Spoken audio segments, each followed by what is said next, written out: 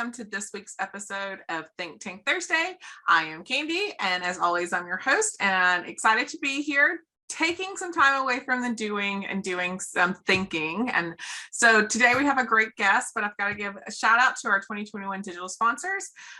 Creative Works, Party Center Software, Hagar Communications, Simnox, Redemption Plus, Shaper Distributing, Embed, Expert Hosiery. And our guest today is from People First. We're going to continue on the series. If you look back in the past episodes, there will be a series that we started with P&L 101. Like, what do you need to know about your profit and loss statement? And so we're going to continue on with that today and talk a little bit about why is it important for you to keep your financial records. But before that, why don't we give her a minute to introduce herself and her company. Hi, everybody. It's Barbara Flynn here again, and I'm happy to be back on Think Tank Thursday. I think these episodes are just amazing. There's so much we're learning from it and thinking about and working on our business rather than in our business. So I'm very happy to be here. I am with People First. We provide various services, but with TrainerTainment, we provide HR and payroll services, as well as bookkeeping and financial record preparation, and et cetera. So, and that's what we do for a lot of clients. We go across the board.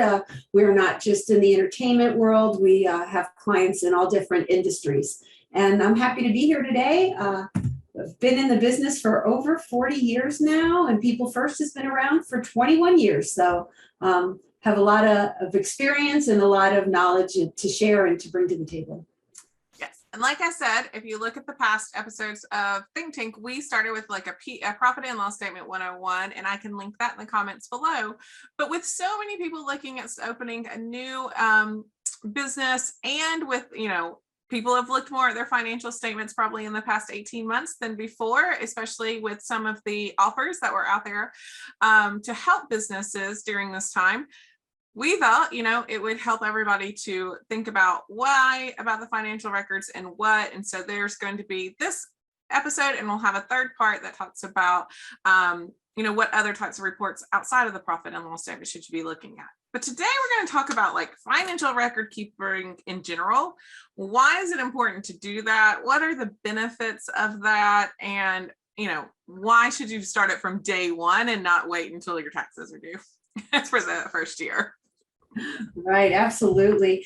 Well, when I sat down to think about the different whys, I have to be honest with you, in the 21 years that I had People First, in the beginning, it was just, let's just do it, and what happens, happens. And looking at the past to see how well we did, and obviously we must have been successful because we're still around. But you celebrated like a 20th anniversary. Yes, November 20th of 2020 was our 20th anniversary. So we tried to do some fun things with that, but with COVID, and we're a virtual company now, we couldn't have a big open house or a party as we've had in the past.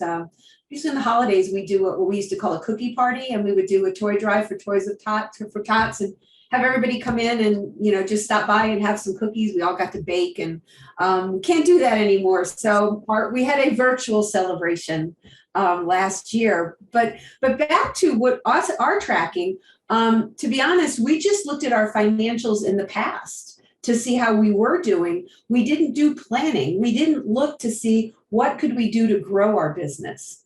And so that's really why you want to look at these. You want to keep track of the various metrics that you can keep track of so that you can be planning and you can be prepared. Of course, none of us could be prepared for what happened with COVID.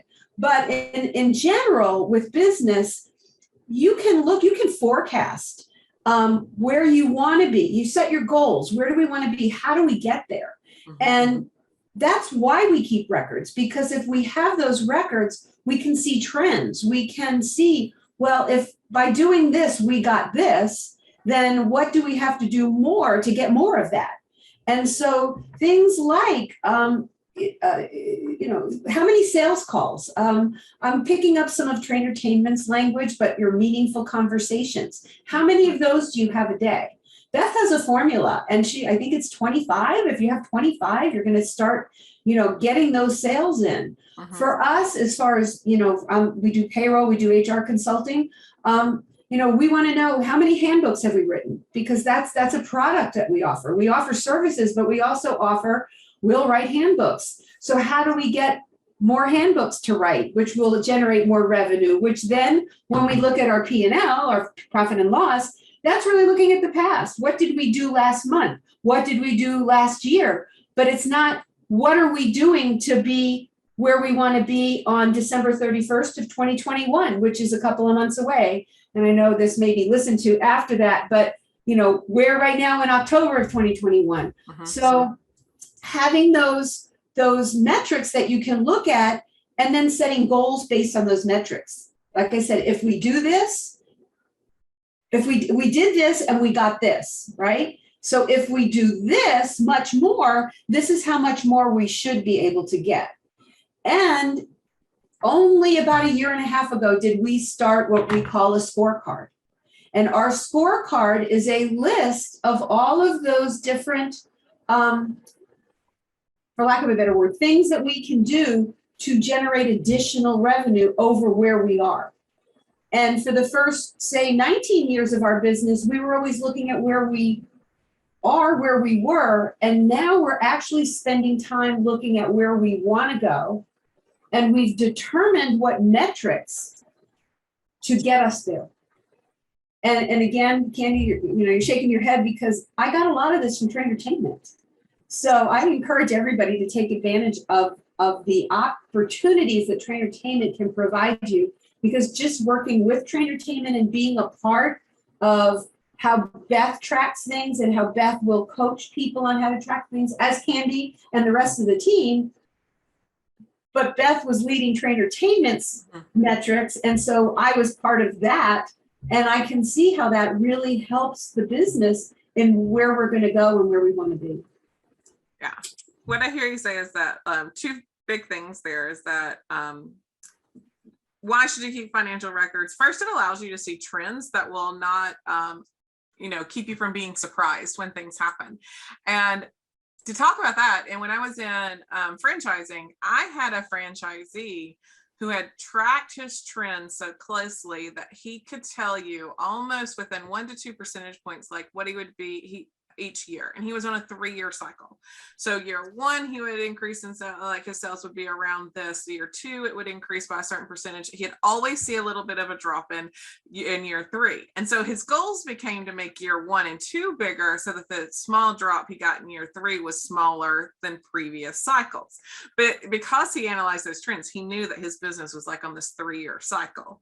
And I don't know why. We were a children's entertainment center. And so I don't know if it was like the way that births happened in his area or like getting to schools or anything, but his business was really on a 3-year cycle, and he could go back almost his full 10 years of being open and being like, see, it does the same thing over and over and over. Wow, that's interesting. Yeah. So found that to be interesting. And then what I also hear you saying is that your financial records and knowing what you've done in the past and all can help you know what items you need to keep your pulse on a weekly scorecard, so that you make sure you're improving each year and hitting your goals. Right.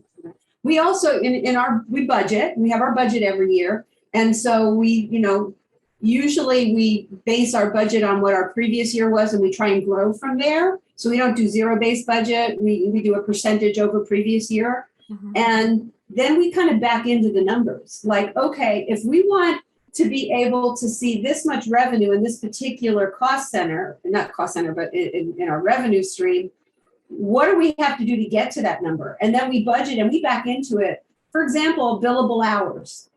We budget so much in any of the work we do that's a billable hour type work. And then we back in and we say, okay, if we want to reach this goal, on average, this is what we bill for. And then what do we have to do on a monthly basis, a weekly basis? And I even have it now to a daily basis. If I want to get to this monthly revenue for this particular sales category, I need to do this many hours of that work a day. And also, then you can account for, let's say I'm away. I love to cruise. So next week, I'm going to be away from Monday to Friday on a cruise. I've lost a whole week of that budget.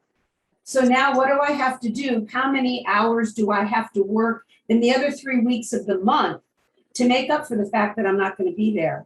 And that's the mindset we have for all of our staff. All of our staff, when we go through our weekly scorecard, we report what we've done for the previous week. And we can kind of budget. And I can say, don't wait till Friday when you're looking at the end of the week to say, I'm sure. Look on Monday and go, what's my schedule for the week? What do I have to do on Monday, Tuesday, and Wednesday? Because I know on Friday, we're going to have, this Friday, we have our quarterly meeting.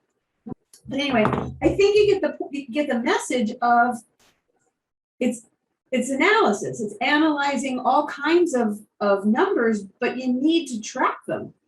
If you don't have the numbers, you can't do this analysis. Yeah. But you also don't want to fall into the analysis paralysis, where you analyze so much that you don't make any, you just are analyzing and reporting numbers, but you don't take action on those numbers. You know, so you need to take action. TrainerTainment, well, we call them meaningful measurements that matter is what we call them. And a lot of times when we're working with people, we're like, it can't be informational. It needs to be like, it motivates you to do something. And so, yes, you can report 25 different metrics if you wanted to in most businesses, but which 2 or 3, like, do you really need to know that, okay, those 2 or 3, if there's something wrong, that's a red flag. And that red flag can then prompt you to go look at those other 20 measurables that can paint you a clear picture. But these other, find the most important ones to keep them that weekly pulse. And so when they turn red or are out of line with where you want it to be, whatever terminology you use, then that's when you can go to dig deeper so that you're not paralyzed by all of the numbers on there and be like, okay, so they're all numbers where they need. In my operational days, I always used to talk about vanity metrics too, especially, and people would be like, well, I got this many people to walk through my door, or this many people like my Facebook post or whatever. I'd be like, yeah, but what were the results of that? Like, what does that mean in the end? So, right. So reason one why I should keep up with records is that it can monitor the progress and the goals that I hopefully have set for my business. Right. So before that, number 1 is set goals. Yeah. Number 1 is you need to set goals, because you've got nothing to work against if you don't have goals. You have nothing to be accountable to if you don't have goals. If you just kind of fly by the seat of your pants and you're successful in spite of yourself, in spite of your ability to track the business so closely, and when things are going well and money's coming in and sales are happening and you're paying the bills and your owners, partners, shareholders are seeing those dividends, that's great and wonderful. But when times are tight, that's when it's really important. So just think of how much more you could do when times are good if you've set your goals and you know what they are, and you hold yourselves and your staff and your people all accountable. Definitely agree with that.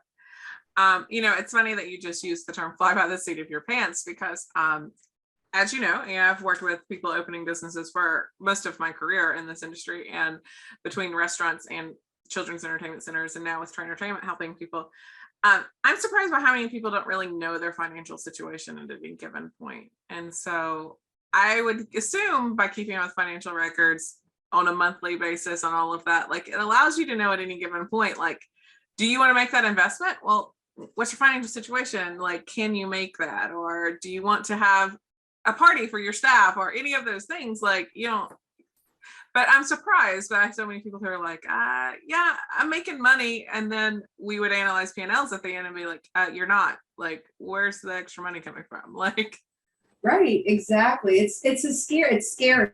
And I know you've seen it. I've seen it as well. It's like, and the scary thing is, people open businesses, and I always refer to the E-Myth, the book, the E-Myth, where, you know how to bake really well, but do you really know how to run a bakery business? And people don't, and I use this term all the time too, you don't know what you don't know. And so people open businesses, they don't realize that there's sales tax, there's workers' compensation that's required if you have employees, there's taxes with the federal government, there's all those things, and people are opening businesses, and they may know some of those things, but believe it or not, what I've just listed, there are some people who didn't know they were supposed to be doing that. And there are penalties, there's all kinds of I mean, you could not only lose the business you've invested your money in, but there's a lot of personal liability there. Even if you structured your business in a way to think you're protecting yourself, when it comes to payroll taxes, that's a pass through. That can go right directly to the owners of the business. So it's so important to have people on your team who know what you need to do to open those businesses, because yes, you can be very successful, but you could also lose everything because of your innocence. Mm-hmm. Yeah, you talked about meeting your tax obligations and like how important it is to know like the income that you've had that have come in quarterly. You can plan for that so that you're not shocked and awed by like a tax bill once a year and then like scrambling of how to get that. If you plan ahead for it, you know what you're averaging in taxes, you know what your income is, you know about the percentage that you're paying in taxes, then that won't be a surprise. It will just be another day in the life of being a business owner, and you can continue to roll without freaking out To get that huge tax bill at the end of the year. And that goes back to why we keep track of our numbers. Mm-hmm. It goes that's the why. That's another why. You know, I get a lot of referrals from CPAs who refer their clients to me because their clients could not budget their income and be prepared for the tax liability they had as a result of that income. Mm-hmm. So I have a lot of law firms where I just do the payroll for the attorney who's a single practitioner. But because they did not allot for taxes every year, they got hit with these huge tax bills. So CPAs will say, let's put you on payroll. Let's pay payroll taxes. It's a monthly payroll. It's not every week but a monthly payroll. They pay themselves. The CPA will call us and say, they're doing really well. Let's give them a bonus in the fourth quarter and get these taxes covered so that when we file their tax return, there's no interest and there's no penalties for not filing or paying enough, because people actually get penalized if they don't estimate their taxes properly, which goes back to why do we keep track of our financial records? So definitely got to pay those taxes, got to make sure that, and better to plan for it than, like you said, be hit with the bill at the end of the year. Right. And maybe not have it. Maybe go on that trip to Disney and then come back and go, we have this bill. Why did we take that trip? We didn't plan. The next thing that, that I have seen is pretty important is knowing all your sources of income and how much percentage is contributing to your top line. You just talked about, you guys have billable hours, you make handbooks, which is a sellable thing for you. I work with clients that have different streams of revenue, from food and beverage to alcohol sales to certain attractions. I work with a client that does live events. And so like being able to identify and then see the trends in those revenue sources so that when you set your goals, you can then also set goals for those different departments or those different revenue streams, however you want to talk about it. Seems like that could be good for future planning, for knowing staffing in different departments, if they're departmental staffing, things like that. Right. Do you help people identify those like different revenue streams and all of those? I actually, and this is way off of the industries we've been talking about, but I actually do the bookkeeping for a medical doctor, who offers all kinds of different services. Mm-hmm. She's a holistic doctor. So she wants to track all of the different services she provides, whether it be facials and supplements and different types of IV injections and all of those things that she does. And she also then wants to track the cost under each one to find out what is profitable for her. She could be doing this, treatment on a patient and spend $100,000 on a piece of equipment, and then we can track her sales and go, what's her return on that investment? So that's the doctor, and I do that for other clients. I do that for us. We track our costs against the different services that we provide. That's something that people that in the entertainment industry, which a lot of our viewers are in that field. Yeah, what if you are offering, wine? Wine is a big one. A lot in some of my clients when I've that in the entertainment industry, wine sales are like nothing. Like, why are you even carrying wine? Maybe to accommodate a particular clientele that comes in once a week to bowl, but you can track that. You can look and see what are our trends. How much of our inventory now is a waste because we don't sell enough of it. Meanwhile, we're offering it. Or what's, sometimes it might be a loss leader that you are willing to see a loss on that product because it's going to get people to do other things. It's going to get them, in TrainerTainment, it may be offering, I don't know, a conference or whatever, and maybe we don't make money on that. And I'm not saying TrainerTainment doesn't make money, but what I'm saying is that's to bring people in to do our business coaching. Yep. You know what I mean? So those are examples too, again, though, but you've got to have the information to make those decisions, to know not only am I going to track my sales, but I've got to track my expenses. And now I have to figure out how to track those expenses against those sales, which is the cost of goods, which we kind of went into on the P&L section.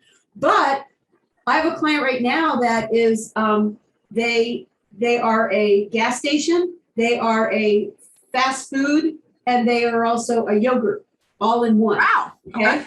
So we're tracking, we're tracking cost of goods by all of that. Fuel is kind of different, the way it's handled and everything. But the yogurt place and the fast food kind of place, we're tracking separate costs of goods on each of those. So we can see what, is the yogurt store profitable? Is it, are we losing money on that? So there's different ways to track expenses that you can then tie it out to see and offset your sales to say, is this a profitable piece of my business, or is this something that I really can eliminate from my business because I'm paying to offer it to my clients? Yep. No, it's so important because, like in your example of the doctor and other things, like there may be services that take way more of her time hourly and all of that the profitability isn't as much as if something that takes half of her time and all of that. So it may not be something that she wants to offer in the future. When you don't look at it in the different segments of revenue streams and the cost, overall, your business may be profitable. You may be, be bringing in a profit. And so you're like, it's fine. But if you analyze it, you may find that the profit of one section of your business is actually making up for the other one. And so if you drop that or make changes in that department or analyze the recipes or the staffing matrix or any other things, depending on the department, and bring it up to where it in itself is profitable, then your overall profitability can. Yeah, your margins go way up if you eliminate. My business coach tells a story about one of his clients who was an IT guy. And he had like 150 little break and fix clients. Meanwhile, he was a consultant to a huge franchise of a particular industry around the country. And that was almost like he didn't have to do any hands-on work. It was all managed services. And so the guy eliminated that 150 break and fix clients. He actually passed them on to somebody in their CEO group who was a break and fix guy who wanted those clients. And the guy's margin went sky high and he did half the work. Yeah. He made more money and did half the work. It also, I feel like as small business owners, a lot of time we can fall into the pleasing of everybody.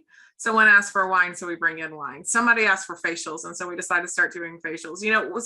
But we can't offer everything to everybody because we'll never be great at the things that we do. And then also the way the profitability and cost of goods and stuff like that. So look at the things that are most important to you. Make sure you're doing those as good as possible. Make sure that everything for that is in line with cost and profits and the cost and all of that. And then that is way better.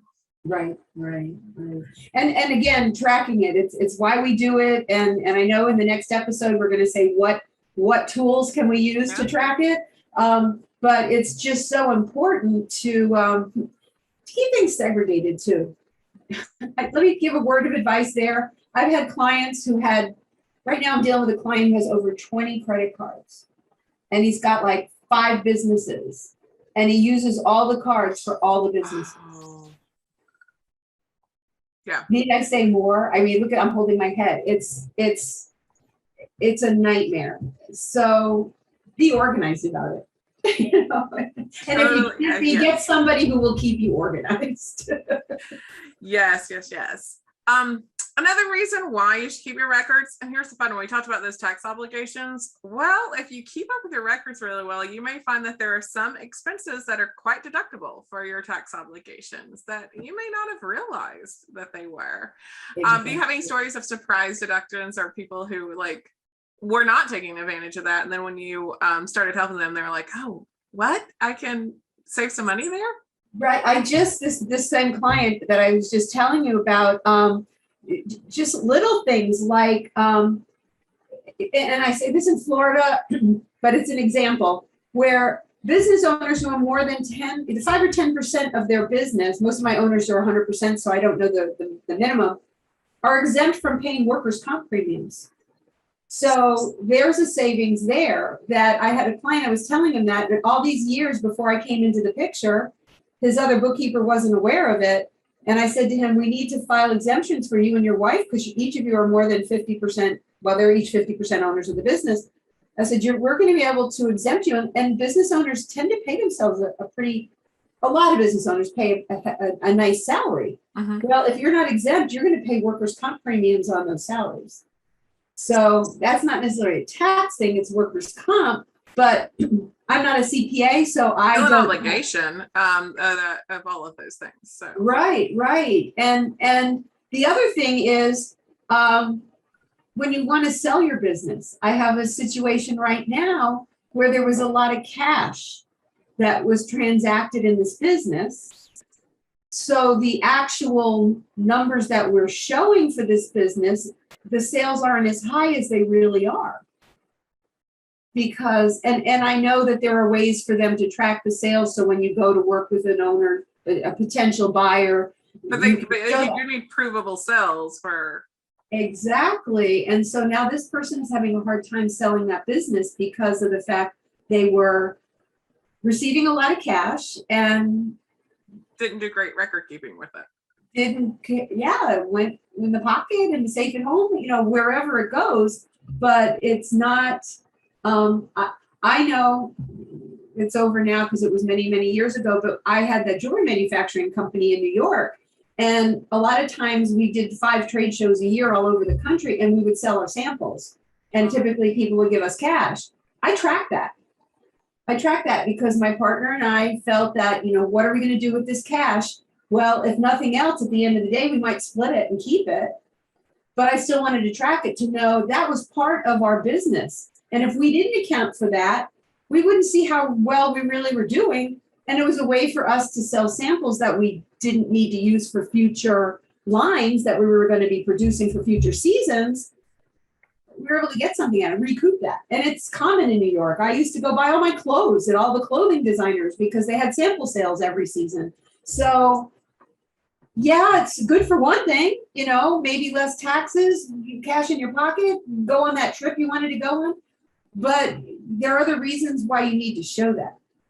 I think that leads us to a great reason that we can end on today is that I know that no one wants to think about what they may do as an exit strategy for their business. But if you don't have a plan of what the exit strategy could possibly look like, or at least plan that one day you may exit, you can really be caught in a bind when and if that time comes. And let's be honest, none of us want to work forever. I don't want to work till 90 something years old. And so if you own a business, I'm sure you don't want to work until you're 90. So think about what the exit strategy looks like.